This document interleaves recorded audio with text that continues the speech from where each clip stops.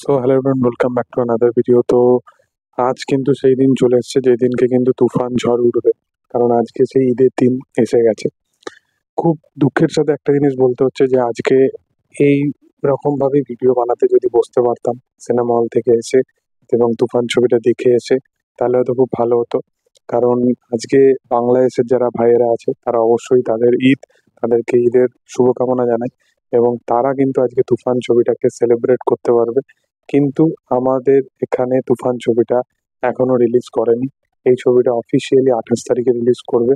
তার পিছনে রিজনটা ক্লিয়ারলি তাদের প্রডিউসার হাউস থেকে, প্রোডাকশন হাউস থেকে বা মেকারদের তরফ থেকে ক্লিয়ারলি জানিয়ে দেওয়া হয়েছে যে সাকিব খানের গতকালকে একটা ভিডিও আসে এবং সেখানে সে বলে যে ঈদের টাইমে সবাই তুফানকে এনজয় করো, তুফানকে দেখো এবং তুফানের পাশে থাকো।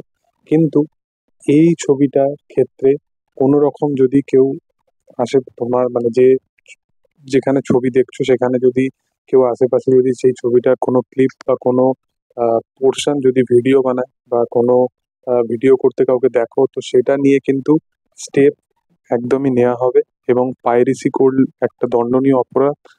তো পাইরেসি করতে যদি কাউকে ধরা হয় তো তার উপরে অবশ্যই তাদের মেকার্সরা স্টেপ নেবে এবং এটা একদম পারফেক্ট ডিসিশন। তার রিজন হচ্ছে একটা ছবি, একটা কমার্শিয়াল ঘরানার ছবি, সেই ছবিটাকে এইভাবে পাইরেসি করে সেই জিনিসটাকে যদি মানে খারাপ করে দেওয়া হয়, তাহলে আমার মনে হয় যে তার তারা যে তাদের সুপারস্টারের জন্য সিনেমাটা দেখতে এসছে সেটা তাদের জন্য ফেয়ার না।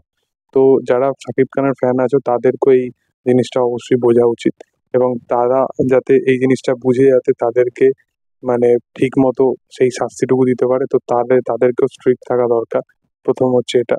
সেকেন্ড হচ্ছে এই ছবিটা যদি আজকে রিলিজ করতো তাহলে হয়তো একসাথে সবাই মিলে এই ছবিটাকে সেলিব্রেট করতে পারতাম, কিন্তু আনফর্চুনেটলি এই ছবিটা হয়নি।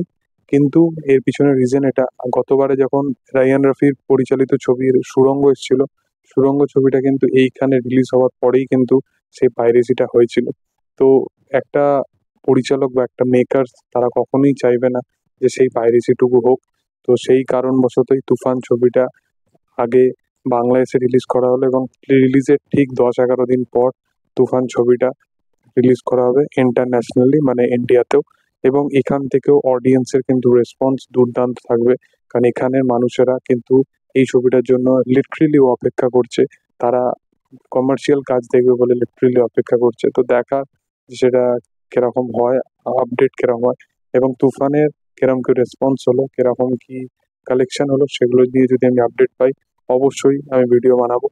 যাই হোক, তোমাদের এটা নিয়ে কি বক্তব্য? আজ বাংলাদেশে যারা আছে তারা তুফান দেখে তাদের কিরকম ফিল হলো, তারা অবশ্যই কমেন্ট সেকশনে জানাতে পারো, যাতে আমরা একটু কমেন্ট ভালো দেখেই যাতে খুশিতে এনজয় করতে পারি। যাই হোক, ভিডিও ভালো লাগলে অবশ্যই লাইক শেয়ার সাবস্ক্রাইব করে দিও। Thank you all, by.